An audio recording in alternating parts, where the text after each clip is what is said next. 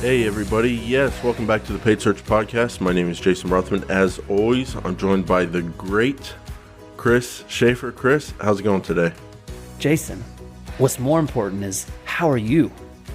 Are you warm? Are you prepared for the, what do we call it in the Midwest when we don't call it snow apocalypse because we don't have that much snow. Like the cold apocalypse. For those of you that don't, that deal with cold all the time, we're freaking out here. Jason, tell us what the situation is.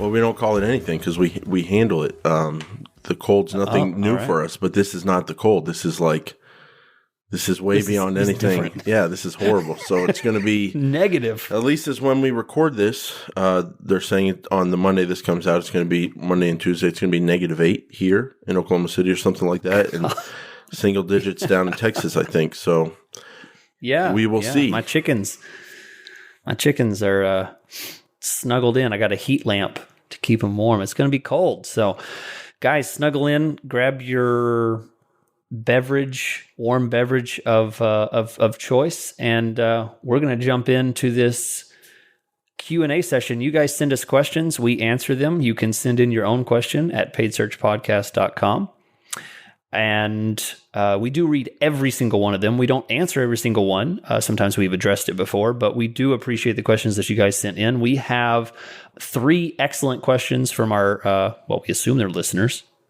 Maybe they're just people that Googled like PPC experts and then just filled out a form hoping someone would reply to them. But we assume they're listeners. But we have 3 questions. But before we jump into that first question, I want to tell you guys about the best tool that you can possibly find for Google Ads management. I'm talking about Opteo. Opteo, if you haven't heard, is a very popular tool to get more things done in Google Ads. You have limited time and you have limited knowledge on your ability to look at the numbers in Google Ads. Some things may pass by and you not notice them. Sometimes you're pressed for time because you have a lot of meetings, you have things to do, and you don't have time to spend the in-depth time that it takes to look at an account and find those little details. Opteo is a great tool to help you do that in a very time restraint manner.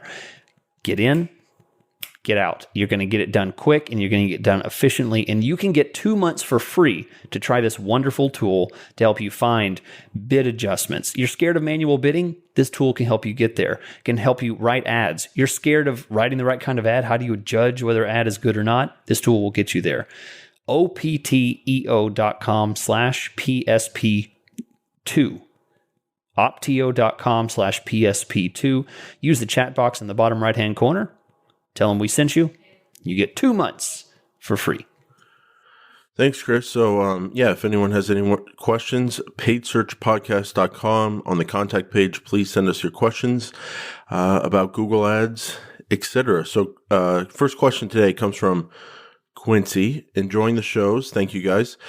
You talked about focusing on getting higher click-through rate first. So, question, how do you come up with great ad copy for industries that you know little about? So, Chris, let's kind of tackle both of those.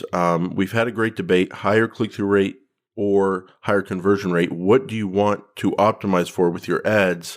Where have you always been? And then I'll tell you where I kind of came around to. Okay. So we talked about this, and the debate, which I didn't realize it was even a controversial topic, is what do you first judge the success of your ads for? And I've always thought click-through rate is the only thing that you judge your ads on.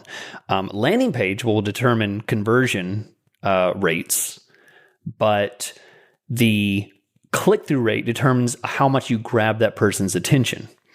So I always judge my ads based on click-through rate. I don't consider if one ad has a 0.1% click-through rate and a 10% conversion rate, and the other one is the inverse of that, I'm going to go for the one that has the better click-through rate, even though the conversion rate is worse. Because that's what I want. If I'm not delivering anyone to my page, I can't get them to convert. So that's my main focus there. And as far as coming up with great ad copy, even if I don't know about the industry, I'm not going to talk so much about the industry because it doesn't matter if I know the industry or not. I have the same tactic every time. My tactic is this. I approach it with the same type of ideals of reflective question. I use numbers in the ad copy. I try to qualify my traffic with price points. I use percentages. I use benefits of the product or service. I use features of the product or service. And I line all of those up together. That might mean there's 5 different ads. And I try those emotional, factual, reflective question, numbers, percentages, qualification of an expensive product right in the headline. I use all those tactics, throw it at the wall and see what sticks. Then I'll at least learn, okay, an emotional aspect works a lot better for this product. People are really responding to these features. I'm going to dig into that, right? But I'm not ever going to just look at competitors and say, oh, the competitor's doing this, I'm going to mimic that. No, because I have no idea. That's not what I want to do. Wow. I don't Very like independent person. That's it. Absolutely. Very confident. Well, I think I agree with you on click-through rate. You got to get click-through rate before. You got to get clicks to get conversions. So to me, it makes sense. Get clicks and then figure out how to get conversions. As far as that copy goes, even in an industry you don't know, Chris, well, one, you try to learn the industry. How do you learn the industry? I think you look at the advertiser's website. I think you look at their competitors' websites. And I'm going to disagree a little. I mean, the first place I'm going is other people's ads. I just do a search. I see what's out there, see what people are doing, and that can sprout some ideas. And then that's the initial part's hard. After you get the initial part done, the future, the optimizing of the ads, that's the easy part because you just go with the data, whatever you're optimizing for.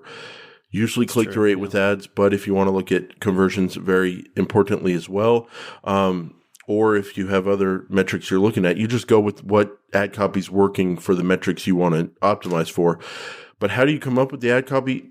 I like to learn about the industries, and then I like to just put myself in a customer's shoes and ask myself, what would make me click? What would catch my eye?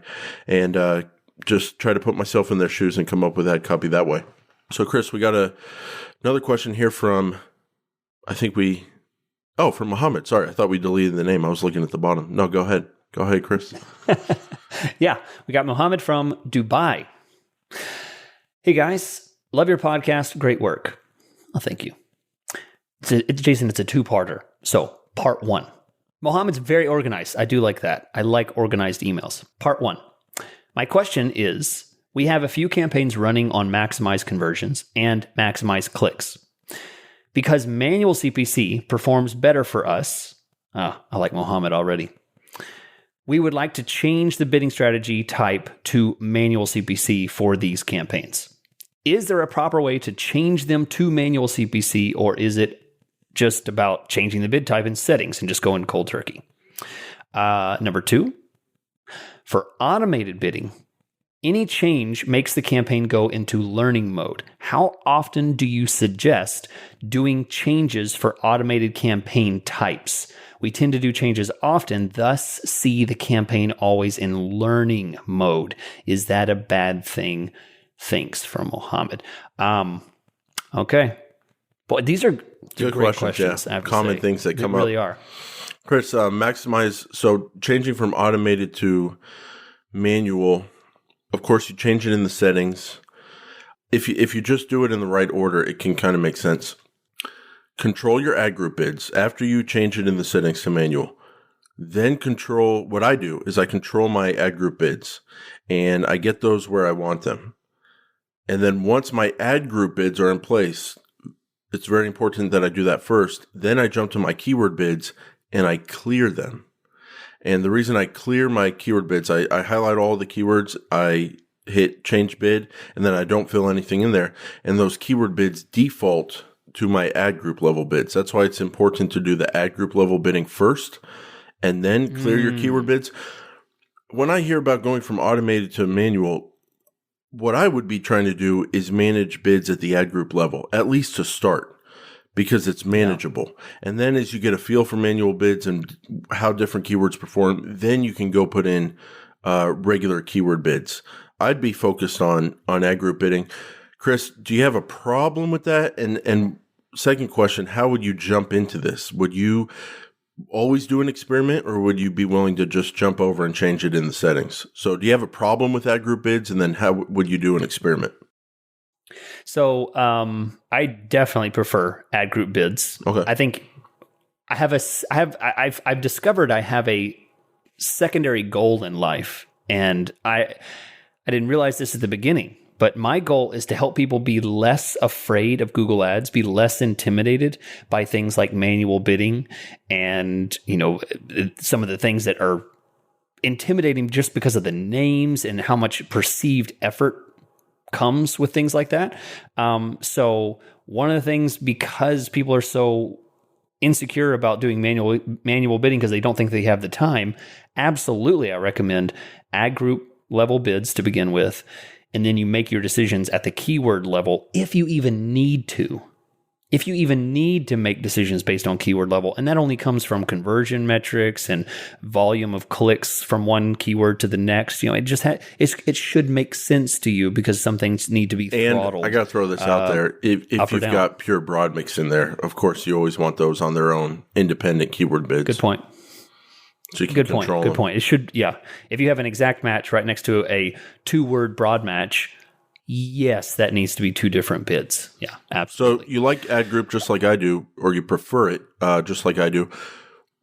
If you're say you get into an account, it's been running automated bids for years, and you want to do manual bids, you think you can take it to the next level with manual bids, would you just switch it, or would you set up an experiment and ease your way into it?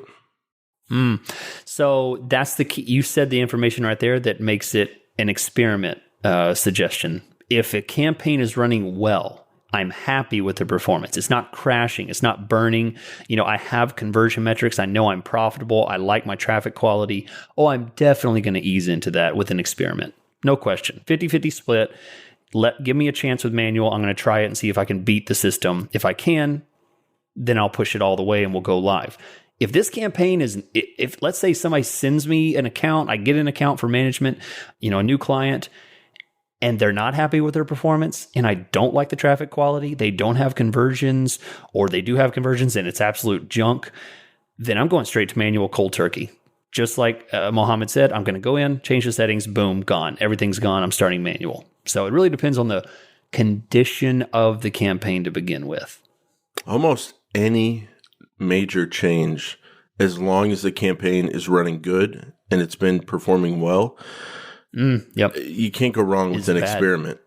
Yeah. You never want to just say, like your car is doing great. You're not having any car problems. You're like, I don't need this pipe.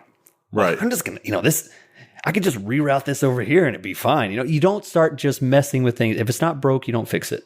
Right. So, and then the last one, Jason, for automated bidding, to remind you the question, for automated bidding, what about that learning mode? How's that make you feel? What about it? I mean, I've got nothing to do with it. It just, I've got no control over it. It's just there, and you just have to wait, Yeah, it's like you have an employee, and you're sitting there, like tapping him on the shoulder. You're like, hey, you got that report, you got that project done, and they hold up a sign. They're like, working on it. Like there's no status update, no time frame. You just working on it. I mean, to me, it's infuriating because I'm like, well, okay, but how far are you? How much longer? Are things going okay? Are you 10% in or 90% in? And what do you need to learn? Have you never seen what a moving company keyword cost per click is in a metro with like 1 million people? Is this your first day? All we hear about is machine learning and AI and all that kind of stuff. Well, why does it take so long? Checking the manual. Warming up. What's up? Yeah. Currently booting up. Yeah, that's a very weird one. Why? Yeah. What's in your, is it like a 2 to 3 days you can expect usually? Learning process? Yeah. Learning status. That honestly, Chris, that's one of the biggest things that holds me back from more automated testing is the learning process. Mm-hmm.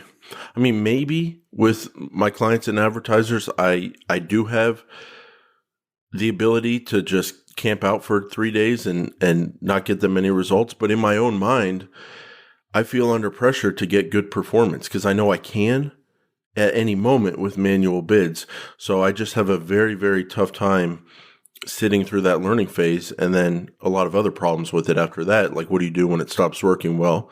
But the question is, Chris, how often do you change things then? If you're into an automated bidding system and you want to change something, does that learning process slow you down in terms of the changes you make? Are you worried about going into that too many times?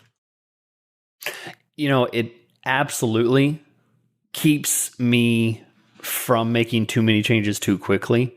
In fact, because of the unknown of what changing an automated strategy might do, it keeps me married to one automated bidding strategy, period.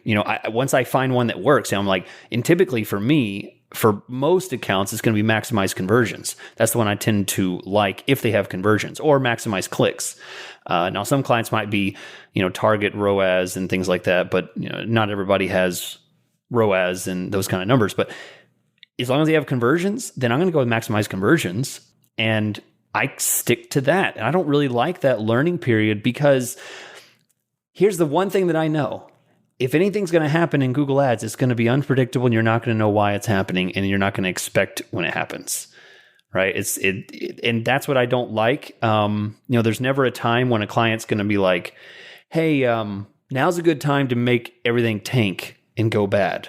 No worries if I get the report and you're down 50% on conversions all of a sudden. It's fine. Don't worry. I'm not going to fire you next month.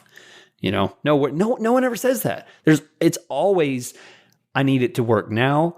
I need it to be good now. I don't like. Here, how about this one, Chris? And by the way, it used to work. Okay, it used to work. That first month we ran together, it was working. Remember when I hired you? That was the honeymoon. There's a little bit of a Patreon thing, yeah. But I was thinking about this the other day, just a sidetrack. I have run into multiple situations where I get advertisers saying, "Why is this not working as good as the first month?" Maybe like 4 months in or something. And honestly, I think what happens is the change is so big when I start working on a campaign often that gets built up in their memory. And then the perception of it is that, it was so much better than, no, it was the same it is now. It's just we're kind of like we're at flying altitude. But we did kind of take off in that first month compared to what you were doing before. So I hear that from time to time. It's the contrast. It's the different contrast between bad to good, and then you just stay good, and it's not as obvious. Oh, yeah, Chris, I have that shady agency character. I'm not going to do any voice impressions today, but I just thought of a new tactic I'll give away because there's some of them out there. I wonder if any shady agencies artificially tank their clients' performance every 6 months just to get it back on track. Oh man, have they ever had that conversation around the ping pong table? That's a question. Gosh, what if we got that? Somebody sent that question in. Hey, pretty strong tactic if you're into that kind of thing. What's the best way to tank and still control the ramp up back for a client? I would say, let's answer that, Jason. Drop your bids to nothing. I think that'd be the best. Volume. Just lower the bids down for like 2 or 3 weeks and say, I don't know what's going on. It must be competitors. We're losing position. We're losing impressions. Click the rates and then down. Be the hero. Let me work on that ad copy. We'll try to figure out some awesome ad copy. Then, boom, you're a hero. All the clicks come back. You're back in first position. Aren't you guys glad you have me? If you consult for shady agencies, does that make you shady? Are you able to separate yourself? Because I've got ideas, but just not my thing. But I don't know. I always think like them for some reason. I know what they're up to. Yeah, I know. Because we've seen a thing or two in our lives. Let me tell you about optio.com/PSP2 is the place you need to go to get an 8-week free trial. We tell you about it all the time. Let me explain a bit about kind of what the tool does. So it prioritizes the changes that are most severe in your campaign. That's one of the things I like the most. It tells you, we understand you have limited time. We're not going to insult you by just saying click here and we'll improve your campaign. No, that's not what Optio does. They say, here are the things that are most important, critical level type of items. Fix these, address these, and here's what you need to look at. Just like a great employee would bring to your desk first thing, 8 a.m., walk up to your desk, say, here, sir, these need to be addressed immediately. And you look at them, make decisions, bam, bam, bam, get on with your day. It's a wonderful tool for that reason, because they know that you're a smart person. They don't insult your intelligence by assuming that a robot can do your job any better. Optio.com/PSP2 for an 8-week free trial. Chris, just to jump back for a second, I've been thinking about okay, if there is the learning phase, how often is too often to change automated strategies? I guess with experiments, you can kind of do more than one thing at once, but you can't change it on a weekly basis because there's a learning process of at least 2 to 3 days. So if you're not doing it weekly, bi-weekly seems too much, because then you're only getting 1 week's worth of data. So is it like a threshold of a month, basically? Try something for a month to see if it works? But that sounds scary to me. Something I never thought about. What if you combine bid strategy changes with experiments, and you ran a experiment and made the two automated systems battle it out? It's kind of like, it's like a robot. So you were manual. You have the room with the advertiser, or you as the advertiser telling yourself, yeah, I'm going to try something out for a month. I'm giving myself some time to try it. Instead of going from manual to one strategy, go from manual to one automated strategy, and then layer on an experiment on top of that with another automated strategy, and test 2 at once in a month. Yeah, so test. That's interesting. That's very cool. Yeah, maximize conversions and test ROAS. Target ROAS all at the same time. I like that. Test both of those. I don't think I've ever done that before. I think that's a good idea, though. If you really just want to just get something, just try something and see if anything can be manual for you. I feel like we harp on experiments all the time. But when I talk to people and I tell them about experiments, they're like, what's that? I don't know how to use it. Well, from my own experience, I have started using them more and more, but it's something I do have to remind myself to do, because it's just, I don't know if it's the way it's laid out, or I don't know. It just doesn't come to top of mind often. You're just so focused on that data in front of you. It's what was my click-through rate? What was my search term? Yeah, you gotta. I use a physical note now. Yeah, you have to have patience. Yeah, you have to have patience. You can't just say, "Oh shoot, clicks are down. I need to do this and do this." You just don't jump in and do it. You have to have patience to say, "Okay, let's think about this. I'm going to try a test and run it side by side." That takes a patient approach. So, Chris, I have a weekly checklist, and of course, we've talked about that before, how we manage campaigns. But I think for both of us, in the 2 years or whatever since we talked about that, it's evolved over time. One of the items I've added to my checklist is monitor experiments. Very often, I don't have any experiments to monitor for an account, but I wanted to remind myself to always be in that mindset. So that's how I'm doing it more. Nice. I like that. Yeah. So, Chris, we have a question from our number one fan, Peg. And there's some people that think they're the number one fan. They're not. I can tell you right now. No. It's Peg, 100%. My favorite fan, listener of the show, number one fan of the show. So, Peg, thanks for writing in. Hi, Jason and Chris, and she does the right order. Jason and Chris. Yeah. That's why you like her, because she says Jason and Chris. It hurts. Hi, Jason and Chris. She didn't even capitalize my name. So I'm just kidding. No, she did. Hi, Jason and Chris. As your recent episode suggested, I have added looser broad and modified broad keywords to my accounts. Now I'm doing an annual review of negatives and wonder how that new approach might change this. Do ad group negatives even make sense anymore? More broad, long tail negatives? Is there such thing as modified broad negatives with broad keywords? I assume traffic goes to the keyword with the highest bid, which might not match what I want to pay up for. Your thoughts. So, Chris, we have thank you for your provocative and fun podcast. Thanks, Peg. So we have a number of questions there, all just answer the modified broad negatives. There's no and never has been modified broad negatives. There's exact, there's phrase, and there's broad match negatives. So there's no modified broad negatives. have a few ways to tackle this, Chris. We do need to talk about broad match modified because this question was written in before the update. We need to talk about ad group negatives. And then I think more generally, let's talk about how running looser keywords with broad keywords has affected your negative keyword process. So start there. I'm going to write down the other two just so I don't forget, and we'll kind of go into a discussion about those items. So we've been preaching that we've been using more broads lately, more broad keywords. How does that affect your search terms? How does that affect your negatives? So with broad keywords, I will often put them, and I think I preached this many times. I often put them in separate campaigns. I will set up a like search -wide campaign, and it's specifically designed to gather searches that would not otherwise show up in my more specific campaigns. So I might have a search targeted and a search wide.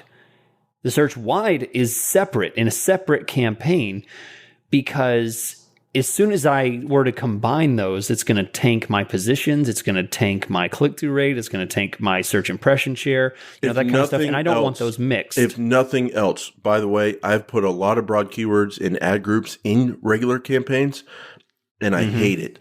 I've done it. That's the way I've done it. So I'm kind of in that spot, and I need to get out of selfish. It is so annoying to look at the campaign level data, click-through rate, cost per click, impression share, and not be able to know where you're at because those broad keywords throw off your data in a tremendous way. So that is, if anything, that's all you need to put them in their own campaign. Go ahead. Yeah. So for that reason, Peg, my thought is I don't care about ad group negatives. I only care about campaign negatives for that search wide campaign. And I only usually create maybe 1 or 2 ad groups.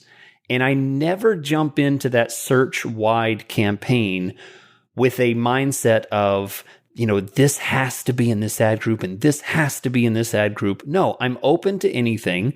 My ads are written to really speak to whatever, anyone within a certain range might be interested in. I do not write ads that are specific to one industry or one vertical or something like that would exclude 90% of everyone else, but it's only for this vertical, only this one industry. It's going to be a more generic ad designed to hook and draw attention, but not be a super narrow niche. So let me stop you. You said the word industry. That threw me off. Are you saying like if you're advertising different sizes of light bulbs, you wouldn't you wouldn't have one ad for broad keywords that talks about one size of light bulb? You're more talking about we sell light bulbs. Right. Okay. Right. Gotcha. I wouldn't have an ad. When I say industry, I mean like I wouldn't have an ad that said find great school government and school building LED long-lasting lights, something like that. I would never call out government and school in the ad copy because I'm not targeted enough. I'm using broad keywords. I need to see something more like find great prices on long-lasting LED lights. That's what my headlines would look like. It would not call out a specific industry or vertical or purpose. So you basically go as wide as possible. That makes sense for the advertiser with your ad copy on broad. That's what it is. Okay. It's a fishing expedition. Wow. I don't know what I'm going to catch. I'm just going to throw some keywords out there with low bids. That's why for me, when I do it, I don't have ad group negatives because I don't use ad groups in my, I don't mix match types. So that means when you look at your search terms from your broad wide campaign, is the goal to move over good searches as phrase and exact into the other targeted campaign once you find them in the search terms report? If I find some winners that I'm not targeting or not, whatever I might find, I will move them over. No wonder, I don't block them. No wonder someone was so salty about broad match modified going away because you had broad in a separate campaign. So when you move it over, I bet you loved going, okay, this was this new search term that came in from the broad campaign. Now I'm going to throw it into the targeted one. I'm going to put a modifier on this word for some protection of quality, but I still want a lot of traffic.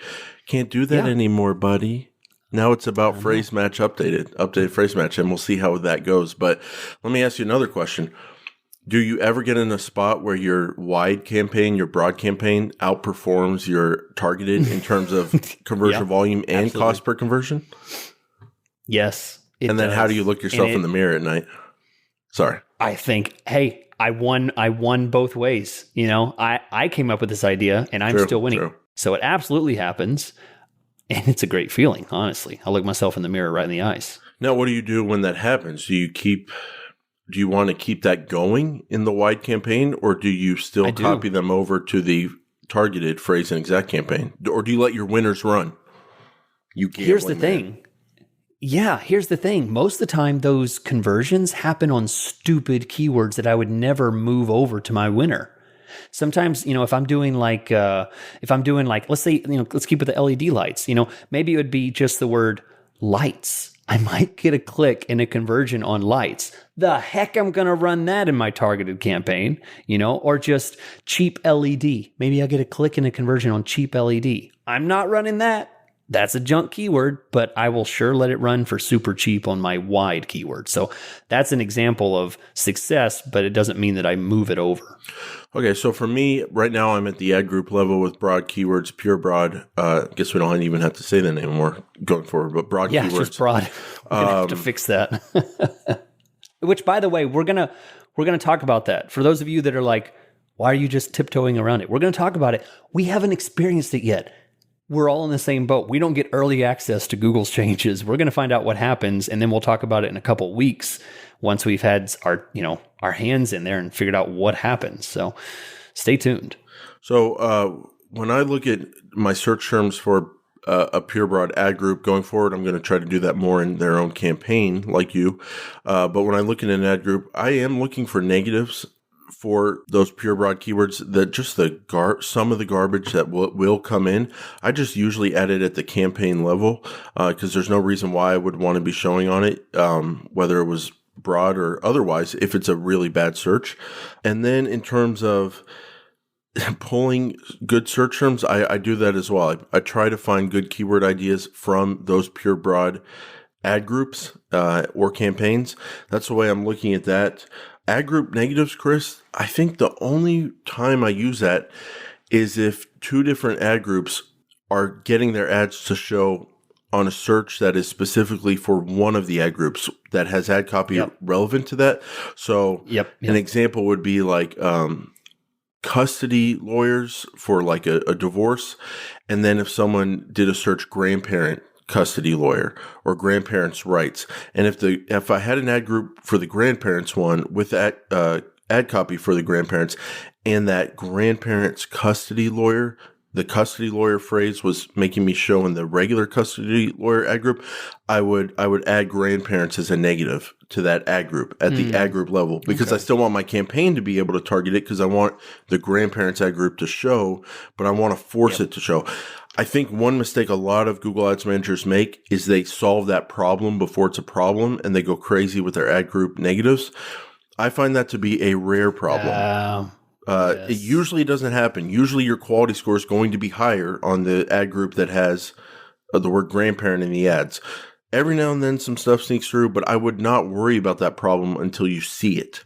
Does that resonate with you, Chris?